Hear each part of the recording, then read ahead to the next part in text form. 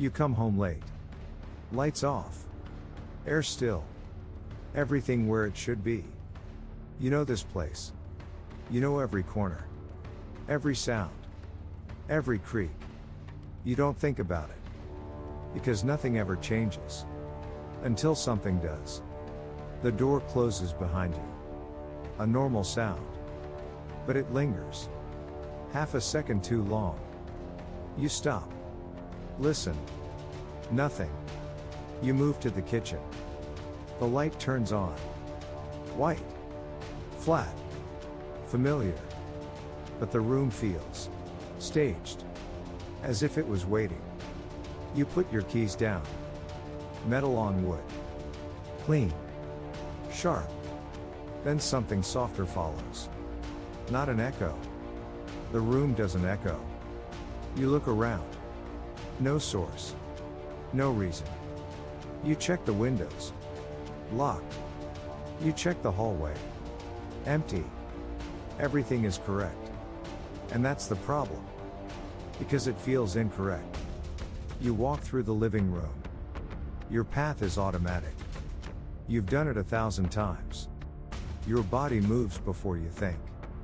That's when you notice it. The room reacts. Slightly late. Not the objects. The feeling. As if your brain arrives a moment after you do. You turn quickly. Nothing. But the space you just left feels occupied.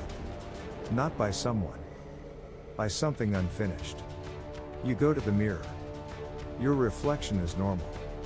Centered. Aligned. You move.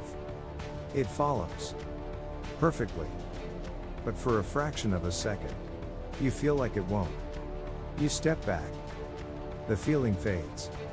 You laugh it off. You know what this is. Stress. Fatigue. Pattern recognition. The brain searching for threats. Finding them where they don't exist. You go to the bedroom.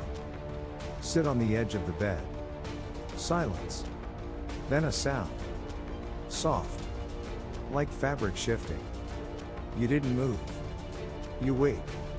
Nothing again. You replay it in your head. That's when it clicks. Your brain already predicted that sound. Before it happened. Or thought it would happen. And when it didn't, it created it anyway. You stand up. Walk slower now. Watching. Listening. Not the house. Yourself. Every movement. Every expectation. You notice how fast your brain works. It prepares the next step. Before you take it. It simulates the sound. Before it exists. Most of the time. It's perfect. Invisible. Seamless. But sometimes. It misses. A fraction of a second. A tiny misalignment. Between what you expect. And what actually happens. That gap feels like presence. Not a person. A discrepancy.